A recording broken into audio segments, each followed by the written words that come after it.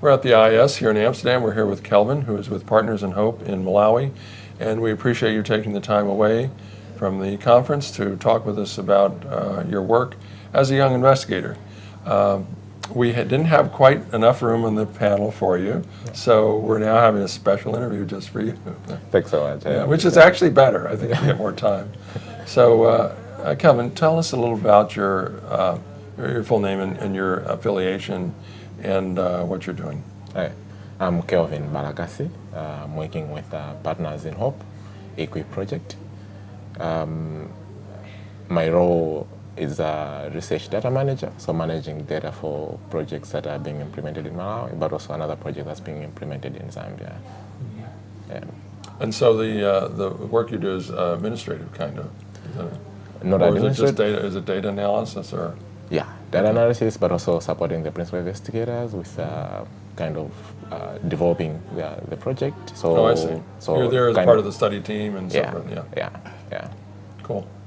So what is the project? Is it currently, and is this your first project, or you done others? No, with Partners in Hope, this is my first project. So it's called, the main one that I'm on is called Interval Study. It's looking at varying intervals for dispensing ARTs to patients for up to a period of 6 months, and it's being implemented in Malawi and Zambia. I'm also supporting another project on HIV self-testing, which is currently being implemented in Malawi. Yeah. And what got you into the field? What got you the spark going in you and then said, this is what I want to do? I've had a passion for data for some time.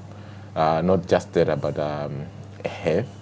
So my background is I'm an economist by profession. I was trained as an economist, but then I have a passion for statistics. So when chance arose that I could be in the field of statistics and in the health field, I took it because I was like, this is what I want to do. So that's what really got me in the field. But otherwise, in the field of research, I've liked research since I graduated, and that's what I've been doing, I think, since 2011 or so. Yeah. So I mean, data analysis is kind of boring, but extremely important, you know, and it's what makes the numbers. The numbers are what actually makes the end of the trial worthwhile.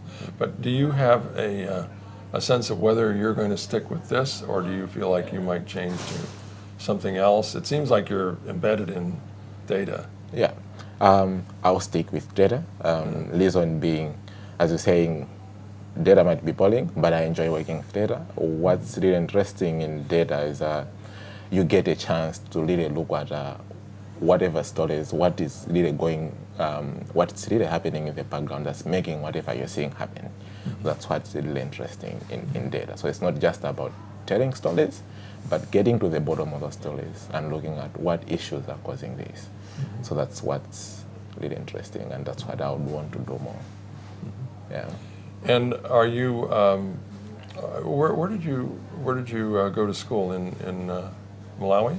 In Malawi, yes. I went to Chancellor College. That's where I did my bachelor's degree in social science, majoring in economics. Yeah. My secondary education was I did it at Marist Secondary School in Malawi.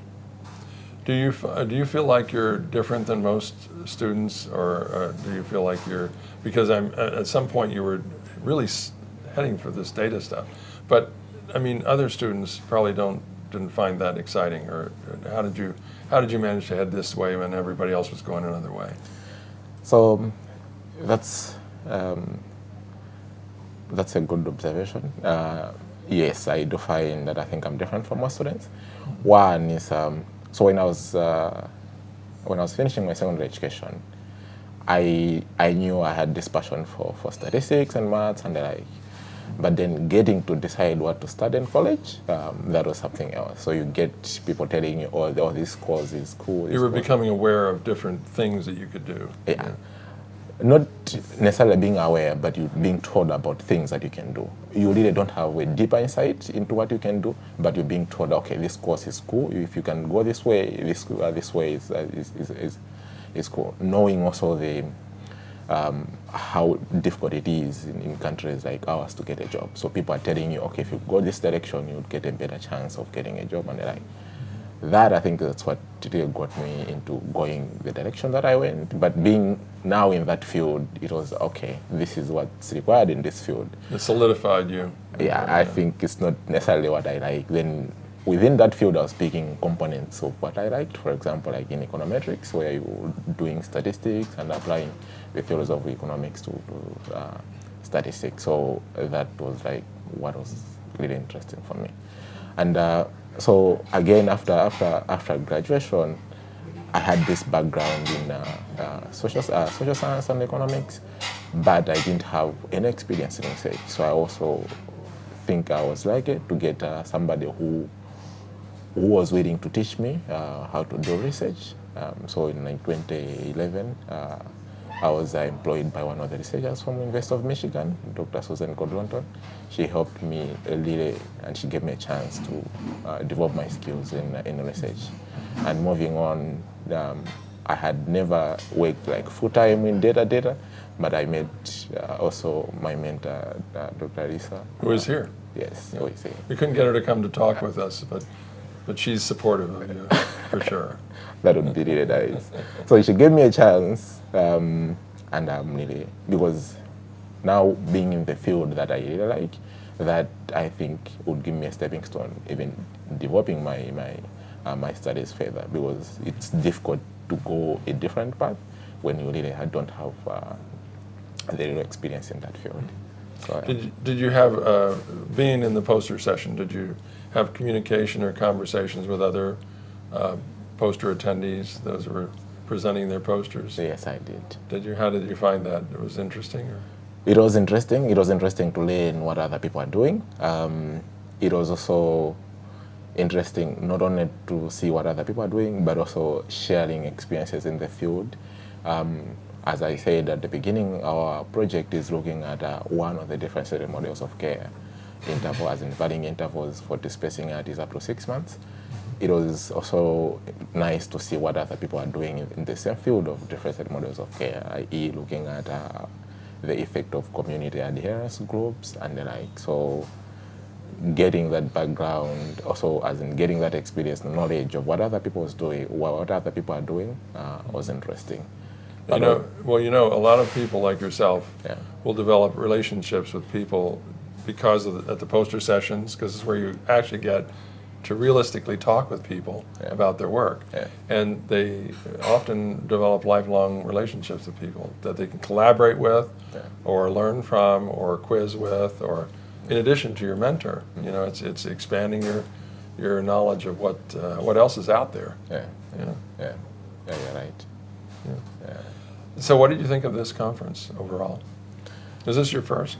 Yes, it's actually my first when I first started. Mm-hmm. It's also my first time in Europe, so yeah. Okay.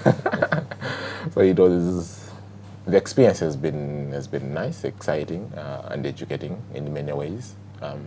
I've been to a number of sessions, and it was nice seeing what other people are doing, learning from other people that have been in the field of health, but also working on it for long. So the experience has been very nice. Great.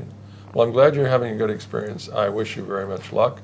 Thank you. And I know that you seem to be a personable individual who will go far in the field. I hope I will. And we'll have a lot of questions answered by you. Hopefully, yes. Yeah, I look thank forward you. to that. Thank you so much.